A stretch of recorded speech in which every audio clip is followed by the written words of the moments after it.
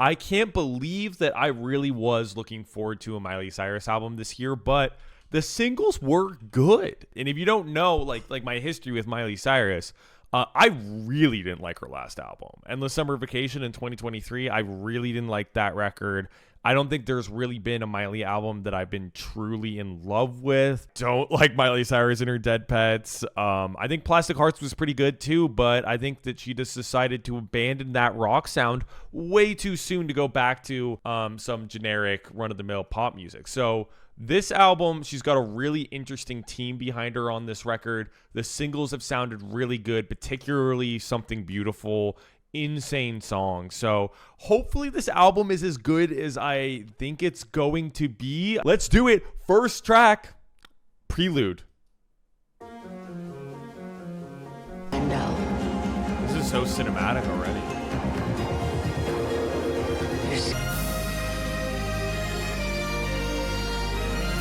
Insane.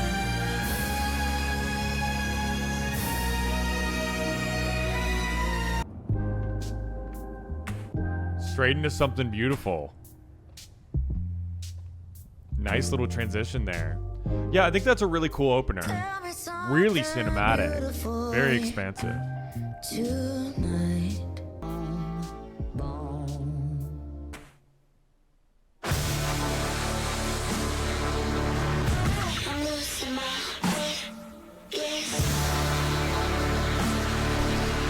Fucking insane, bro.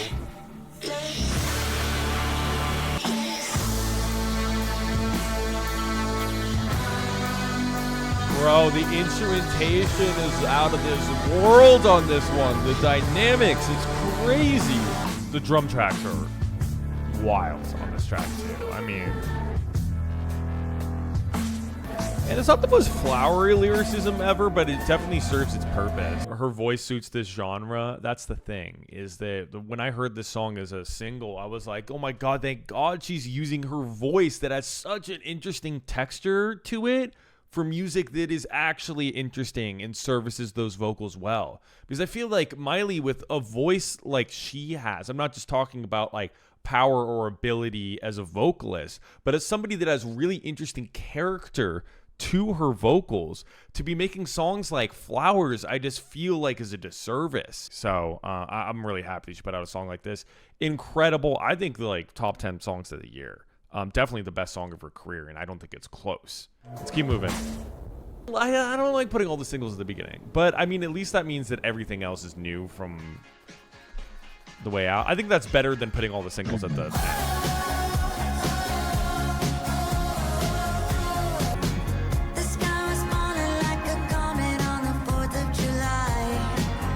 This song has some really interesting credits. There's multiple members from the band Always that are credited on this song, which makes a lot of sense to me. There's some ABBA-like piano notes. Yeah, yeah, that stuff is super ABBA. Also, like, this part reminds me of just like the basis of the song. Kind of reminds me of Empire of the Sun. But I think it's a fun one. I think it's a fun, airy little breezy summer song. I like it. But yeah, it's disappointing that one didn't get a ton of traction. This is like the piano rock song, right? Dude, there's a line on this song that bothers me, and Miley said that it's her favorite line on the song. My tears are streaming like a favorite show tonight. That's her favorite line on the song, Miley? What do you mean? That's a Young Gravy bar. I mean, I like the shimmering production here. I just don't know if I'm in love with the song, like the bones of the song. There's a cool solo in the song too, which I like. Like, this is cool. The amount of layers instrumentally in the song I think is really cool too. My tears are streaming like our favorite show. I don't know. It's ill-fitting. It feels like a future bar or something. Like, I mean, it's just like the most awkward, basic simile. Hopefully she was joking, but even if she was joking, it's not a jokey song. So it just kind of feels a little random and thrown in there. I think the shimmering production is good. The instrumental feels rich like all the other songs in the album, and I think that's what's important. I just think songwriting wise, as like a power ballad or like a piano rock song, I'm just not in love with it. But I feel like the solo that was like put through a harmonizer or something, I thought that was an interesting element. I think instrumentally, it's a cool track. What do you like? You said my tears are streaming like Will Talks music tonight. No.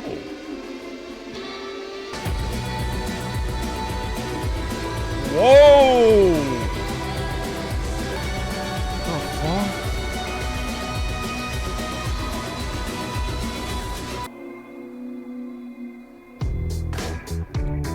Insane interlude. Oh my god. I love the cinematic orchestral moment. You're my baby. You're the only one. You drive me crazy. But I still miss you. Hate love the tone on his bass. But I can't stand it when you're gone. So I call you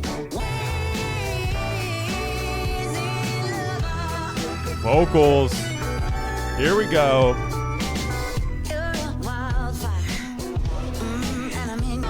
Ryan Tedder wrote this. I can feel that.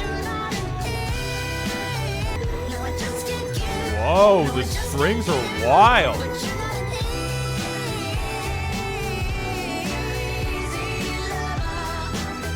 Hey, I'm loving the bluesy elements of this. Oh, this is a reject for Plastic Hearts? Wow, I wouldn't be able to tell, honestly.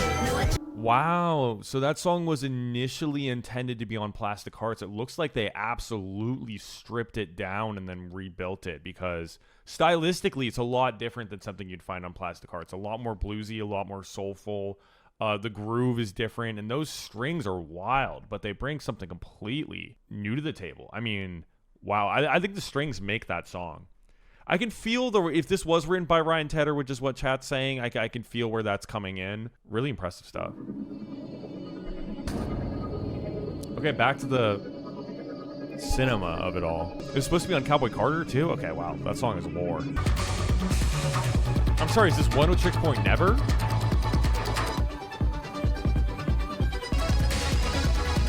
A what? This is a Weekend trilogy? Like I said, Moto Tricks Point Never, who produced Dawn FM. Is that a motorcycle?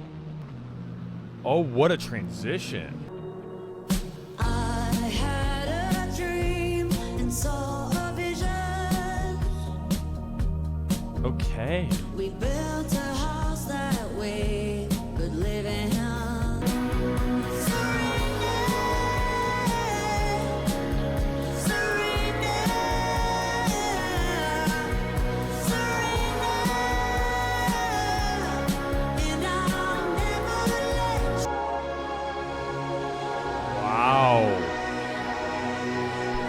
Build here.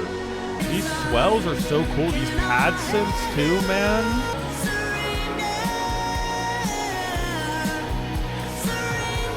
Someone said that the production is doing the heavy lifting, and that is kind of the way that I feel about this album so far, but I don't really care because the instrumentals are so lush and everything sounds so full and so complete. I don't think that there really are many lines that are super sticking out to me that I'm like, ooh, this is one of the highlights of the project. I'm not usually like a huge fan of these like really obvious like similes and analogies, like let's get higher than these mountains. But it's not like there's nothing really that glaringly bad that like takes me away from the project. But I kind of wish there was a little bit more meat to the lyrics. But you know, it's cool. It's just describing a moment like this song is, and it's a love song, but yeah, I mean, the instrumentals I'm just really impressed with. Okay, Brittany Howard.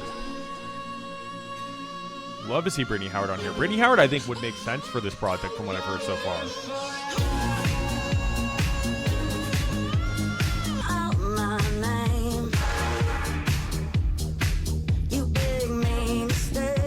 I love a wet synth sound. Those hits are crazy. See, I don't know if this is supposed to be a pre-chorus, but I like this section more than I do the actual chorus. Unless it's the opposite, but...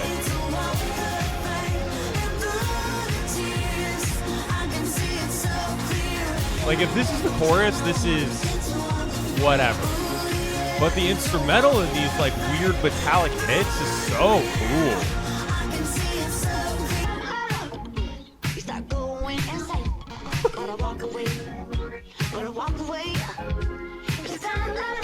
Dirty. Okay. One too many Walk of Fame lines. So 80s. Don't say it again. Okay. I get it. I get it. Yeah, I like more Brittany Howard too. There we go.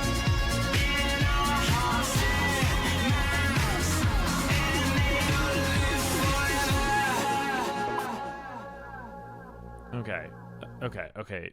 The groove, insane. The 80s production, those metallic hits, how watery and like wet those synths sound. I mean, production-wise, this is crazy. I think the ball was totally dropped lyrically. It makes you really feel the 6 minutes. Even though the production is cool and it keeps you interested, it makes the song feel like it's 6 minutes long. I like how it strays away from everything else we've heard on the record so far, and Brittany Howard sounded great, but...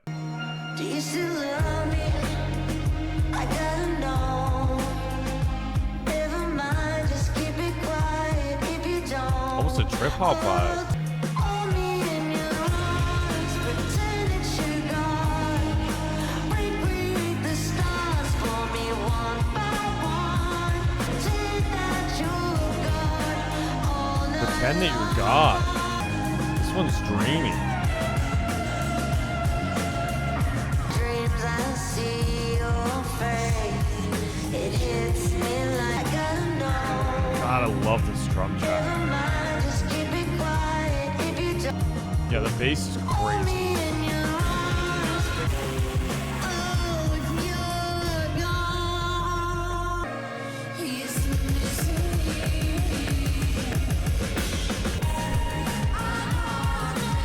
Fuck you, this one's fire! Oh my god!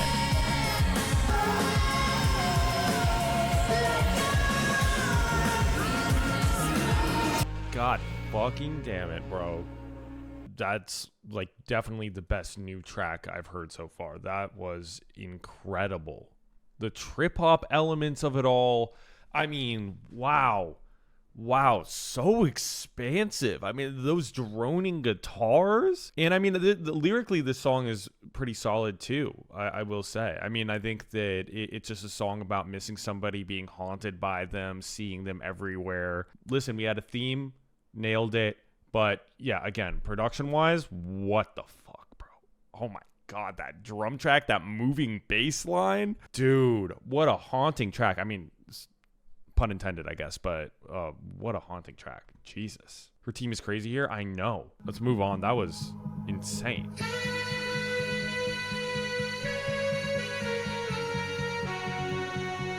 Sax.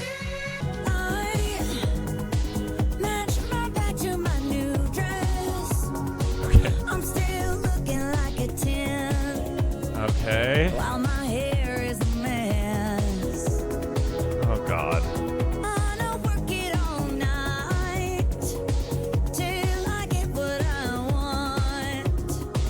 Yes, yes, yes. No, I give ever lost.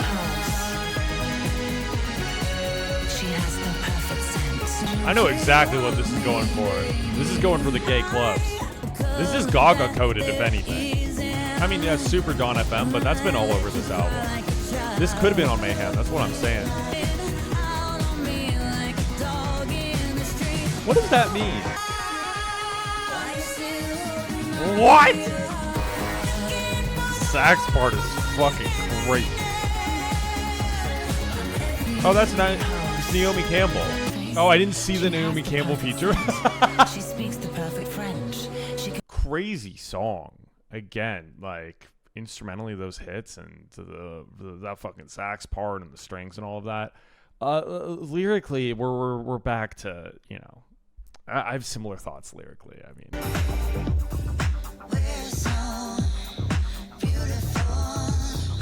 All this is, I've been there before. You're my hero. Let's Post-chorus. Another killer bass line. I like this post-chorus a lot, especially the "Give me all your love." That's sick.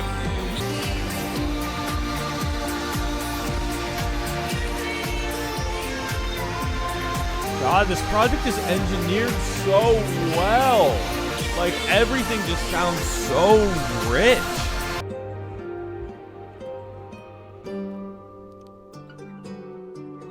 Okay, that's a wild transition.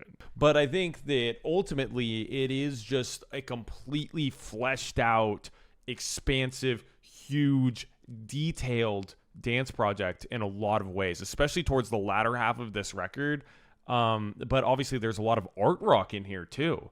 It is kind of like a dance album and an art rock record, and kind of like pop rock, I guess. But yeah, it's a really adventurous project, and I'm really into it. That aspect of it a lot.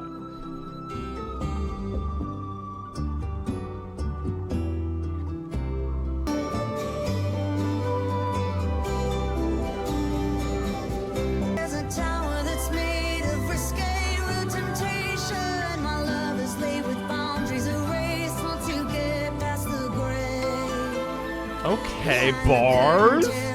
There's the bars. Michael D'Addario from Lemon Twigs. That makes a lot of sense. On guitar, it makes a lot of sense. It does have that 60s vibe to it that Lemon Twigs does. Where are we going? Life by the mouth of a monster, I fearlessly calling out your name. Very fairy tale. There's some whimsy in that one. Where do I start with this thing? I mean, it is a total journey of a record to a scale that I don't even think I've heard close from Miley. I think she's obviously tried to be adventurous in her career to varying degrees of success. I'm talking about Dead Pets. But at least there was an attempt there. She's always had it in her to do stuff that was a little bit more far-reaching, stuff that is actually attempting to make something of her own, something unique. And I think that this project, while it does lean a lot on the production and the arrangements and the team that she put behind her, I will always be a firm believer in the fact that she's the one who assembled that team. She's the one who sparked this creative vision. So it's something that Lady Gaga said recently in an interview, that when a woman makes a pop record, a lot of the time the producers get a lot of the credit if it's the instrumentals that are good. And while it is the people that made the production, that are behind the production, that should get a ton of credit, the vision is equally as important. We give Kendrick a lot of credit for having a vision in his music and for assembling a team like he did for To Pimp a Butterfly. He isn't a jazz musician like that. He wasn't able to do those instrumentals by himself. Obviously should give Miley credit too for executing this vision, putting this team behind her, and overseeing how well produced and how expansive and beautiful the instrumentals are on this project. I think it's easily the most impressive part about this album. I do think that she drops the ball a lot lyrically on this album. I'm not going to sugarcoat that. I think that an album that is this like grand, I think deserves lyrics that are trying a little bit harder, but it's not like it ruins the project for me. I don't think that there's a song on here where the lyrics really ruin it for me, just because I think that the instrumentals are that interesting and they are that good and they are that lush. That is definitely the highlight of this project. This is more of a production feat than it is anything.